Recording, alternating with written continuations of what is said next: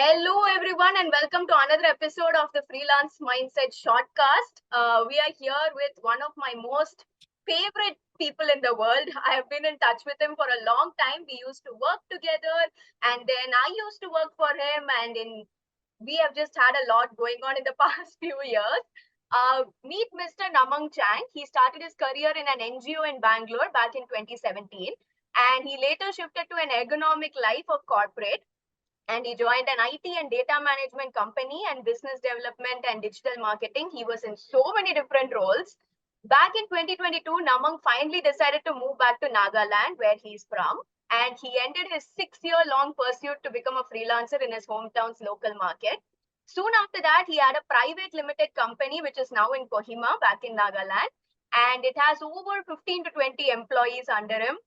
And we are eager to know about your journey, Namang. Like, welcome to the podcast, first of all. It's Thank great you. to I'm so happy to be here and so nice meeting you, connecting with you after such a long Yeah, time. I mean, we met at so many points in your life back when you were in your corporate career, and then when you started freelancing. I think I've been through a lot of your highlights in life. I know. And the fun thing is that we've never met in person. Exactly. I mean, you're in Nagaland and I'm in Chennai. So, how? Yeah. Yeah. So, So, okay, looking at your bio, here's the very first question coming in my mind. There is this common misconception going around in the freelance world about freelancing and entrepreneurship being the same. People often use those words interchangeably. Like, I mean, you're your own boss, you're not working for a company, you run your own business, you must be an entrepreneur, right? And you are somebody who went from freelancing to starting a business, and now you're an entrepreneur. So I think you're the best person to tell us first about your journey, and then what's the difference between these two to break that myth once and for all. so, interestingly, I did start as a very small time business in the start of my early during the college days, I would say. I Okay. started selling cosmetics, vegetables on the road. So I Oh, think that was the you could say a catalyst or the initiation of my interest towards something very unconventional for people like us at those time. Then I went to Bangalore, started my career, like you said, here, there, and then. So when I came back to Nagaland after like staying in Bangalore for so long, working for different kind of people, meeting lots of professionals and industry-oriented people. When I came back, my mindset was just to be a freelancer, of course. Freelancing to me at that point of time was to just cater to certain kind of specific needs that I have and use that as a service to cater to people again.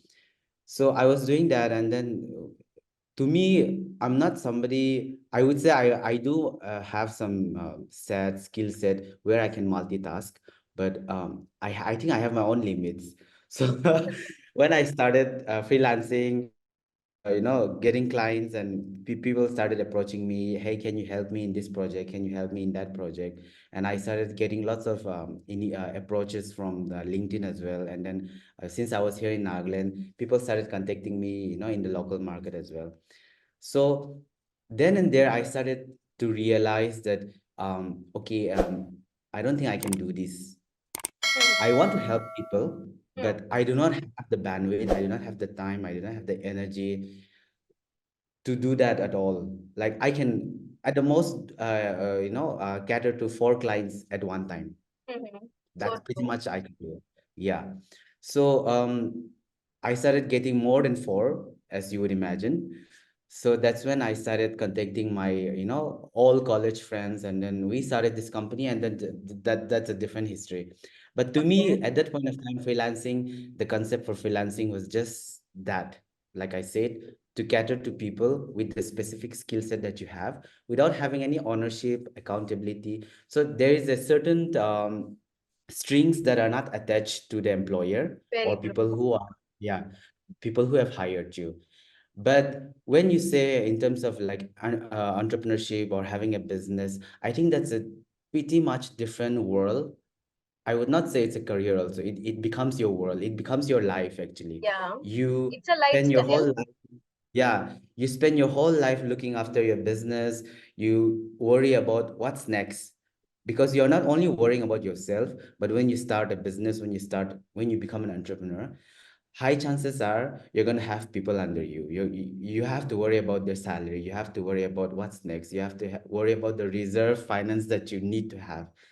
So it becomes a different universe for you as opposed to being a freelancer. So I think that is the only differences that I see from my personal point of view, that being a freelancer, you have so much, I would say, limited, but so much freedom as Mm-hmm. compared to being an entrepreneur. Because as an entrepreneur, of course, you are your own boss. You make the decisions, but you have to keep in mind that there are people under you, there are people depending on you.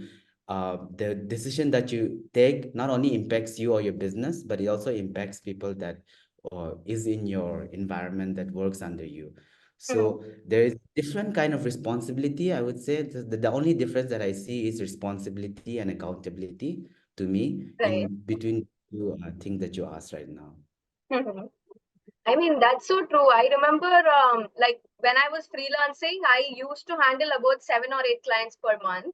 But now, when I'm trying to start a podcast of my own, trying to launch a book of my own, I can't handle more than 3 clients per month. So, if you have a lot of clients and you have the superpower to maintain all of them, you can't invest in your personal growth or any other areas in your life. So, Yeah. it's nice that you got a balance. Now, tell me one thing. You moved from a full-time job to freelancing. So, what would you say is one mindset shift you got in that? Because freelancing and full-time work are totally different. To start with, in a full-time job, you might not even talk to clients directly, and you might not talk to decision makers in the company directly. So, there are so many differences. What do you think should be a person's mindset, or what was your mindset when you started freelancing and you learned along the way?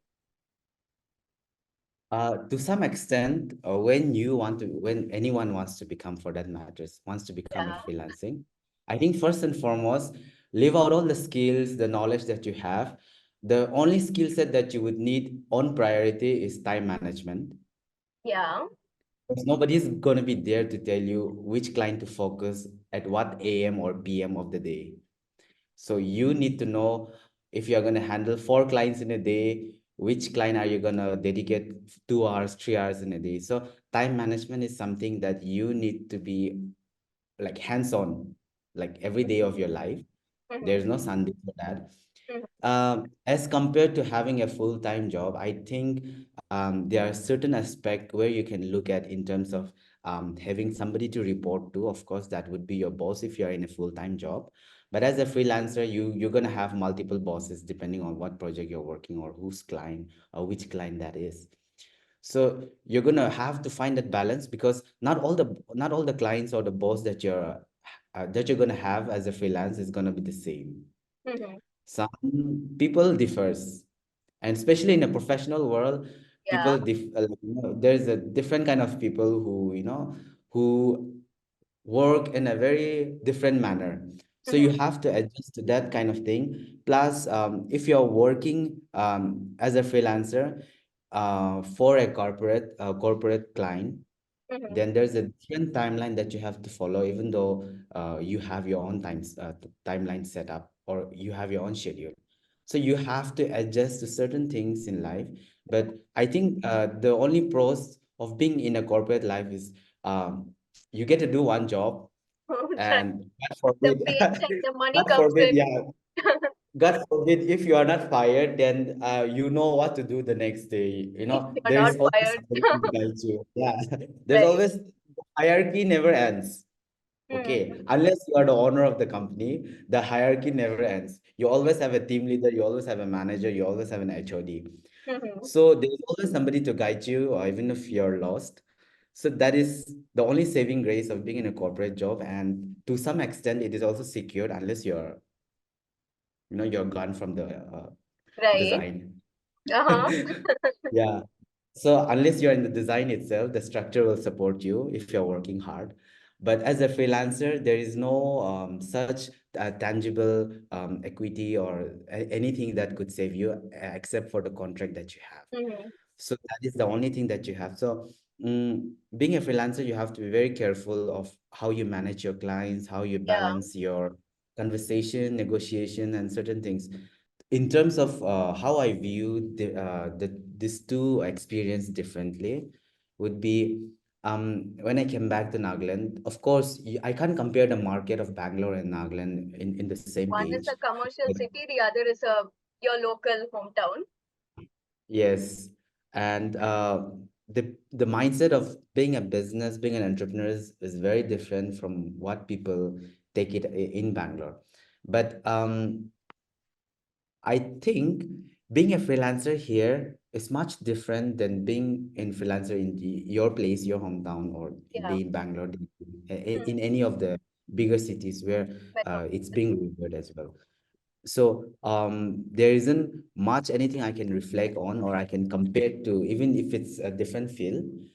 When I was doing my full-time job in back there in Bangalore, I don't have anything to do much apart from going to office. Okay. So you could say I wake up.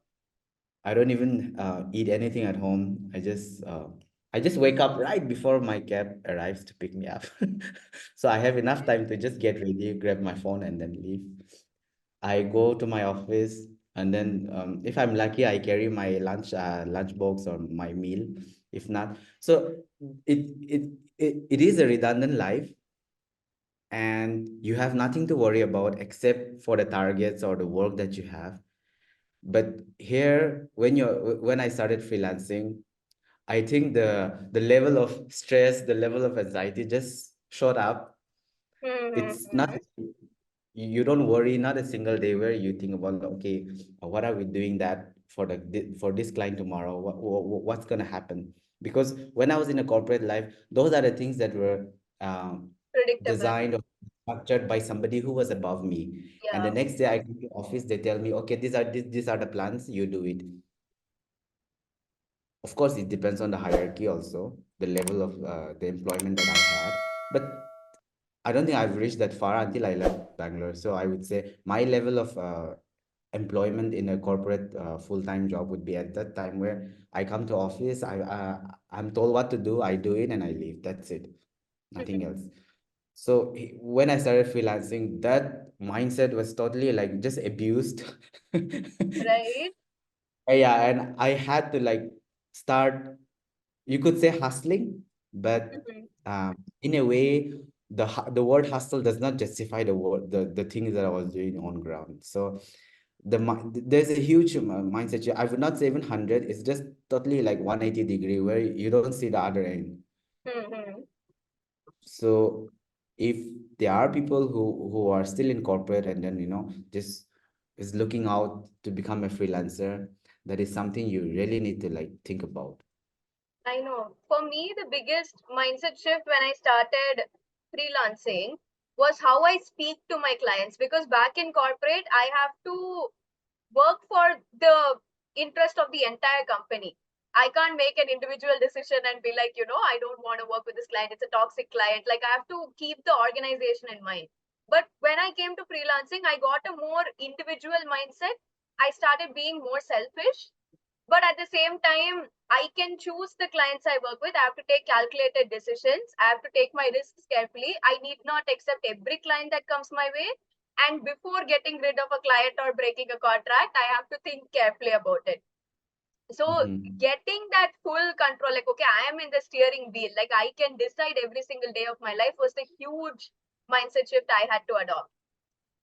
I think yes, choice of client is very important. Yeah, Like you said, when you're in corporate job, you don't have the freedom. I Like know.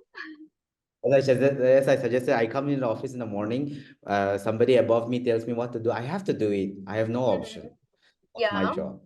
But as a freelancer, I think you are given a certain accountability, but with freedom that you get to choose what kind of client you want to work with, yeah, when you can end it, and on what terms you can end the negotiation.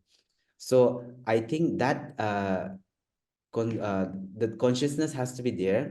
very Uh, good. I mean, but you face the repercussions no matter what it is, right? Like if you're dealing with a client and they are paying you well, even though their attitude is not good, you get to decide, do you prioritize a good attitude and good rapport with your client, or do you prefer a good salary from the client? So one thing I mentioned in my book is you should get either learning or earning or your mental health. If you're not learning Mhm. anything from this client, you're not getting any referrals from this client, you can't scale up with them, they are abusing you like crazy, and you're not even earning that much from them. It's again, it's your decision whether to retain them or not. But in corporate, you don't get that choice. Yes, yes.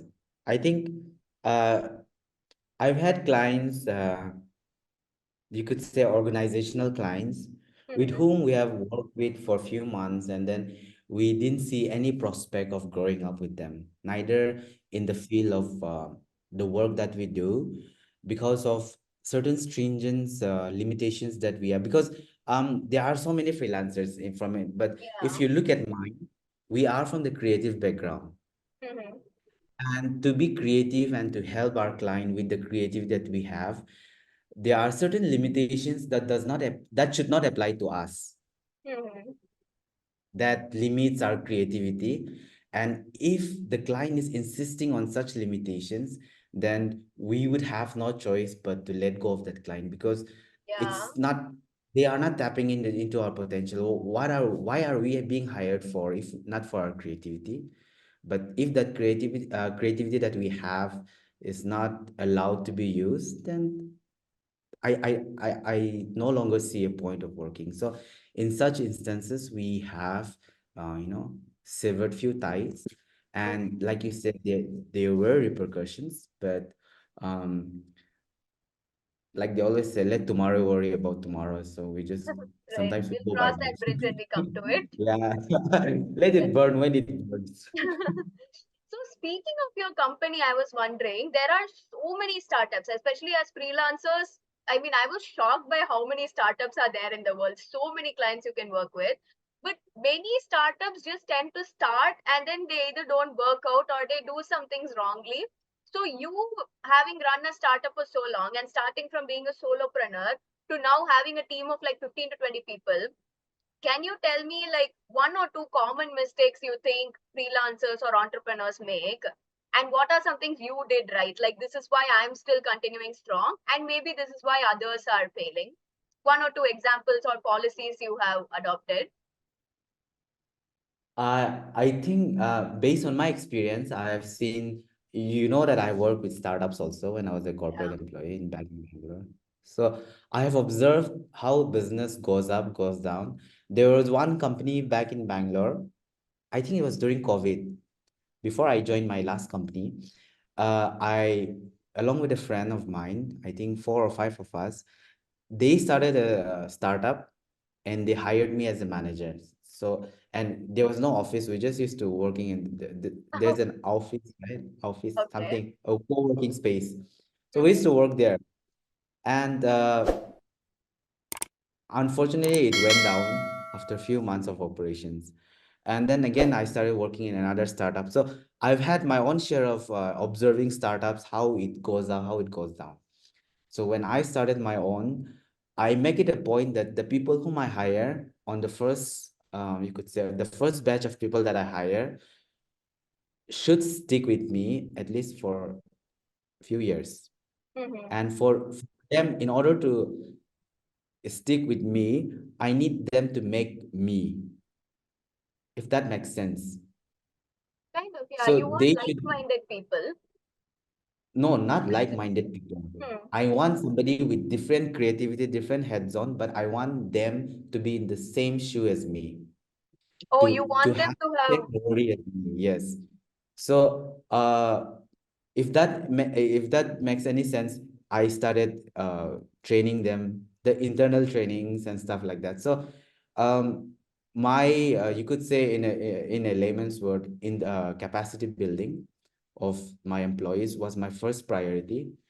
Mm-hmm. Everywhere I go, I take them around. Even if the client say you come alone, I said no, I'm not coming alone. I'm coming with my team. So that was the negotiation I used to have with my clients. I take them around, I drag them around, even if they don't want to. And then we had a hybrid working system. So maybe I've abused that notion, but like I stopped caring about that hybrid system, and then I just started dragging them around to the project sites with the client meetings and stuff like that. But um I wouldn't take much credit, but I believe that there are employees who have joined, who have been with us since the start and is still with us. It's been 2 years, more than 2 years now. They're still with us, and then um, now I do not take care of the day-to-day operations anymore in the office.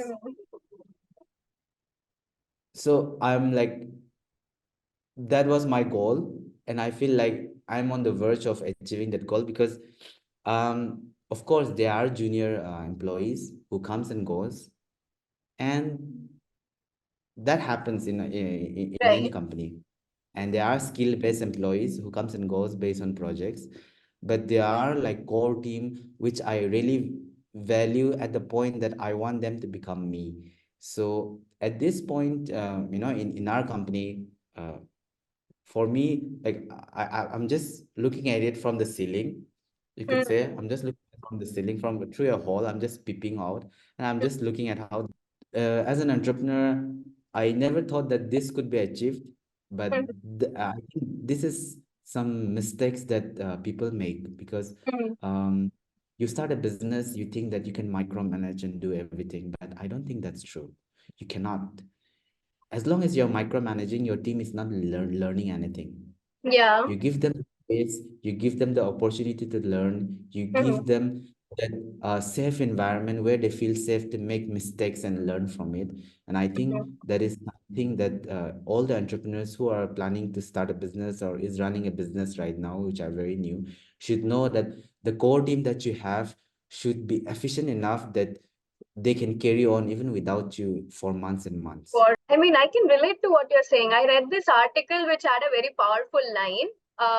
A good company is one where when somebody looks from the outside, they have no idea who the manager is. I mean, everybody is equal.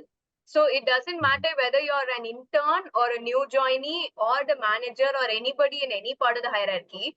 When they look from outside, everyone has equal ownership. Everyone is moving towards the same goal, and that's the kind of team I want to have in the future when I scale up. So there are a lot of people who spend a lot of time wondering whether to do this, whether it's for them, should they avoid it, should they take the leap, is it the right choice? So what is one message you'll tell such people who are in two minds whether to freelance or not, if possible with your own thought process, your own approach, if you would like to share? Well, to be very honest, and if you look at my timeline, I wasn't a freelancer for a very long time. Mm-hmm. Yeah. Yeah, so, like soon I started, uh, I started walking on the entrepreneur road. But yes, um, knowing you, because I think, like you said, I've always known you as a freelancer, that freelancer woman who used to write content for the projects that we used to work together on. And then you have also helped in few of my personal projects. So freelancing to me, I've always looked at something that's, uh, if I was a client, I would always look at you as someone who is handy, you know, someone who is out of the box. Because just say a person is working for me in my company, and I tell him or her to do something, but since that person is already working in my company, the mindset is designed in such a way that the thought process may not go out of the office walls. But as a freelancer bringing somebody from outside, if I tell you to do something without giving any context, there are higher chances that I'll get more creative ideas, Mm-hmm. which I may not use it, subjected to what the topic is. But so to me, I've always viewed freelancer, and then I think that was the first time I worked with freelancer when you and a few of our other all colleagues were there, who were all freelancers. And then I was really glad because I started working with somebody new whom I don't see every day in office. And then all of you were working remotely. And then I was so envious of you guys also, like, I have to come to office every day, and then you guys were just sitting at home, doing all the work. So I think those are some, very small pros that being a freelancer have. Apart from that, like I said, like I previously mentioned, time management is something that you really need to look out for. And there's a certain discipline. Of course, we all need discipline in any manner of life and in any field of work. But being a freelancer, the discipline of time management is very important. There comes a time where you will also need the what do you call it, the power of communication and negotiation, because I think you would know better how to negotiate with clients. Right. uh, I've also been in that situation. I've also been held under that spotlight where I had to negotiate, and then I was very new. Forget about being new in the freelancing world.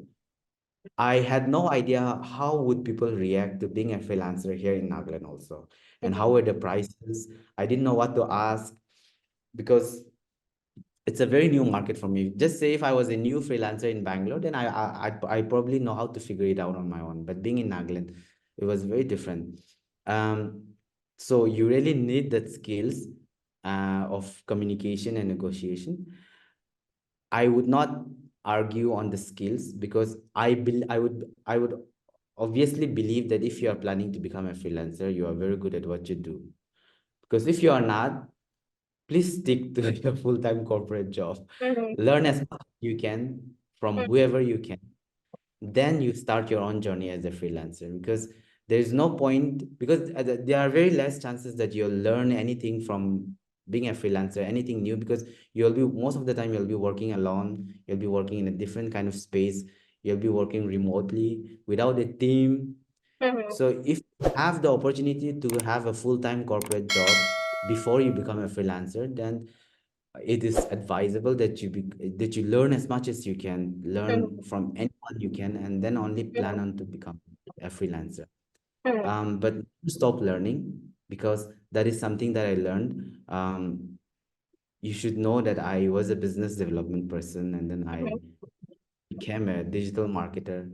Then I became, like, and those were the transition I took in life, because I always kept learning new things in life, even though nobody told me to.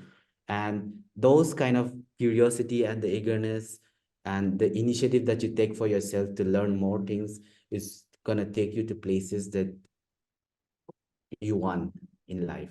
So I think that is something that you really need: the initiative, the inquisitiveness, and the knowledge, Yeah. or the smartness for time management.